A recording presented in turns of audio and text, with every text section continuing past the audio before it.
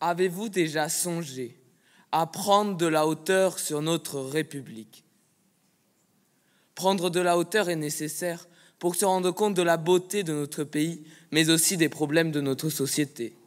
Arrêtons donc de battre des ailes inutilement et envolons-nous. Mais nous, pauvres petits humains si terre à terre, pour contempler notre monde de haut, nous devons polluer, prendre un hélicoptère, un avion ou même une fusée. Alors, qui de mieux pour gouverner notre pays que des oiseaux? Ils peuvent s'élever dans le ciel sans effet néfaste pour la planète. Leur vision diurne, nocturne et panoramique sur notre pays nous aiderait à y voir plus clair.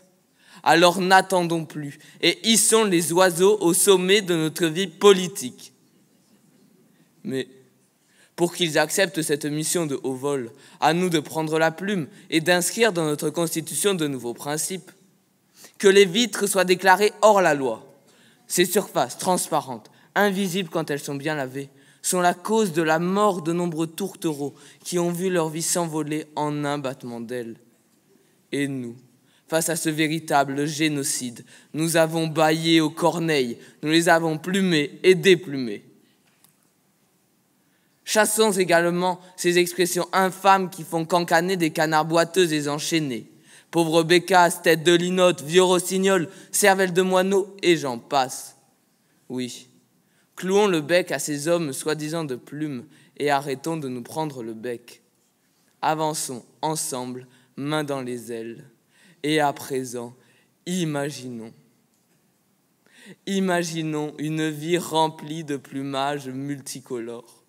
Quel rêve de voir un arc-en-ciel volant, perroquets, aigles, merles et toucans réunis pour reconstruire notre République. Quoi de plus beau? Quoi de plus chantant? Quoi de plus aérien? Ces oiseaux seront des dirigeants parfaits, car ils travailleront tous ensemble en harmonie sans hiérarchie, pour la quête permanente d'un monde meilleur et non pour celle du pouvoir. Chaque espèce aura un rôle très précis. Les mouettes administreront les mers et les océans. Les pélicans se chargeront de la pêche, les aigles de la chasse et les poules de l'agriculture. Les cigognes réguleront la croissance démographique. Les gypaètes barbus géreront le tri sélectif des déchets. Volant à 11 300 mètres d'altitude, les vautours de Rupel seront idéalement placés pour mettre fin aux inégalités entre les différents territoires. Les chouettes et les hiboux s'occuperont de la sécurité de nuit, car c'est chouette de s'occuper des vieux hiboux. Les poulets, eux, se défendront bec et ongles contre les oiseaux de mauvais augure. Et enfin, les migrateurs feront le lien entre tous afin de parfaire la cohésion interne de ce gouvernement aérien. Bien sûr, je vous entends déjà gazouiller, babiller, jaboter, pépiller, siffler.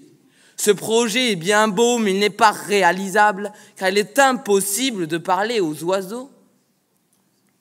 Il y a bien des personnes qui murmurent à l'oreille des chevaux. Pourquoi l'on ne pourrait pas faire de même avec les oiseaux? Bien sûr, je vous observe. Vous pensez à ce qui ne va pas dans la République que je vous propose. Justement, arrêtez de penser et rêvez à ce beau monde débordant d'admirables animaux à plumes. C'est la réelle solution pour un monde meilleur. Rêvez. L'idéal est dans vos pensées. Alors oui, concrètement, ma République ne verra jamais la lueur du jour.